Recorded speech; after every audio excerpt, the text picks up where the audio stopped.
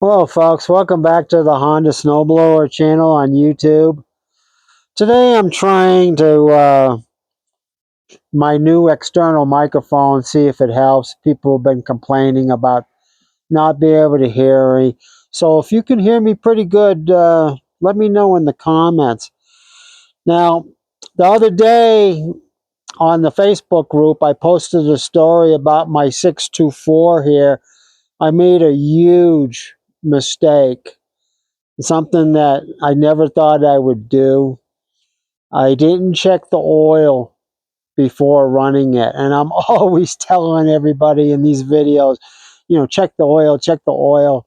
These machines don't take a bunch of oil in the first place. I mean, this machine only takes, a quart of oil. This one in front here, I believe, takes less than a quart. This one here, this is a 928. It takes 1.1 quart.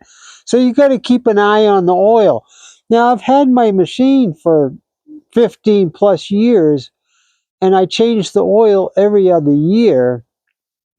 And I'm always checking the oil. I'm always checking the oil.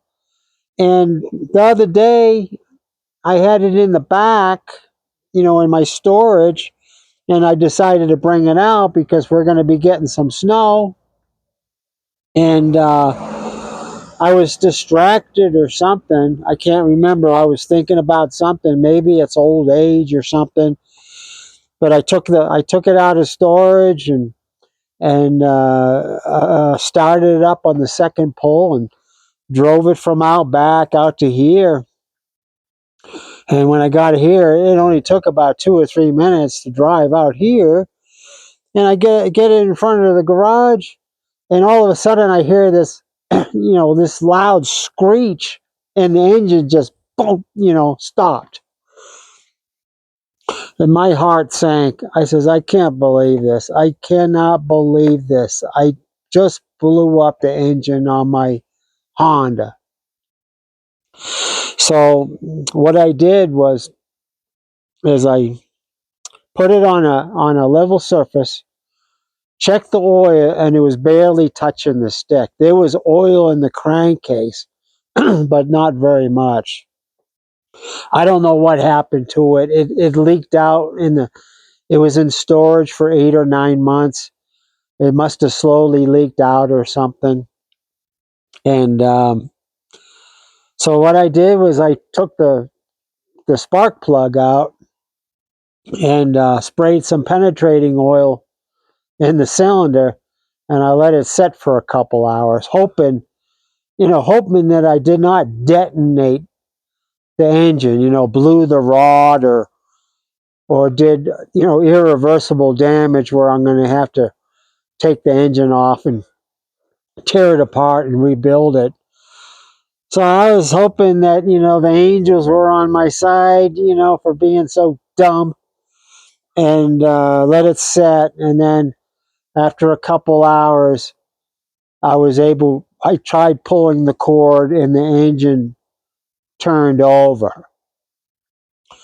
So I just, breathed a sigh of relief, changed the oil, cleaned the plug and everything, made sure all the excess penetrating oil was out of the cylinder by pulling on the starter cord, and replaced the plug and replaced the oil, and it started right up. It smoked a little bit. That was probably from the penetrating oil. It didn't keep on smoking. I thought for sure I'm going to have a smoker from now on because, when your piston's going up and down and stops suddenly because there's no oil in the cylinder on the rings and everything, I probably did some damage to the rings and to the cylinder. However, in my case, if there's any damage, it's very, very minor because once the engine warmed up, it stopped smoking. So, maybe I got lucky this time. It serves me right. I'm always telling you people to check the oil, change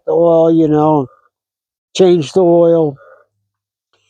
and I just got lucky. So anyways, what else I want to speak about here is how you check the oil, because I learned a long time ago that most people don't check the oil correctly. So let me show you really quick what I'm talking about. So let me get the camera off the tripod here, and I'll show you what I'm talking about.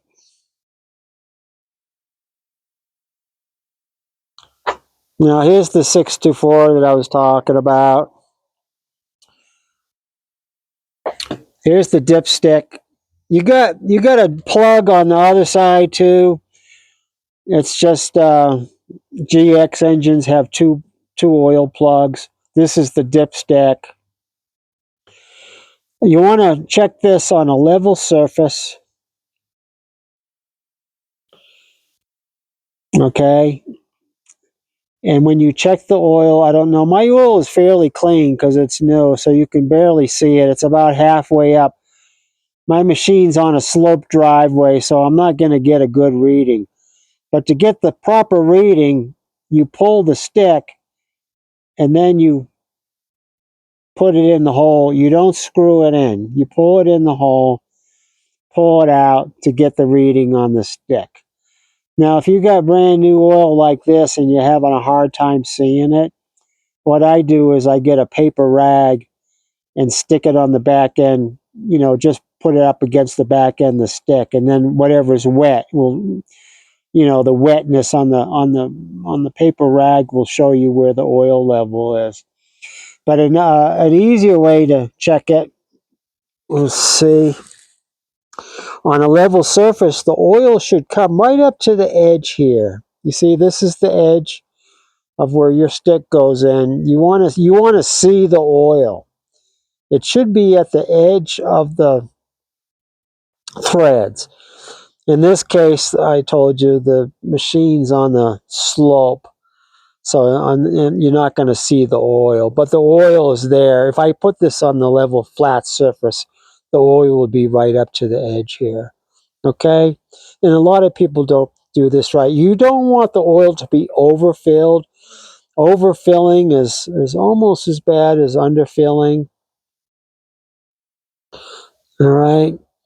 Now, there's an exception to this rule, as there are in most rules. On the HS 724, this is a 624. On the 724, the HS model, it has an extension on the, I don't know why Honda did this. I think it's the only model they did it on. Correct me if I'm wrong in the comments. But on the HS 724, there's an extension to where the stick is. And you do not want to fill that extension up with oil. You pull the stick, check the oil, by putting the stick back up against the extension without screwing it in, and then you get the proper reading. But that's the only exception that I know of on checking your oil. Now, what I did on my 624, I added an upgrade. This is an oil a change hose upgrade.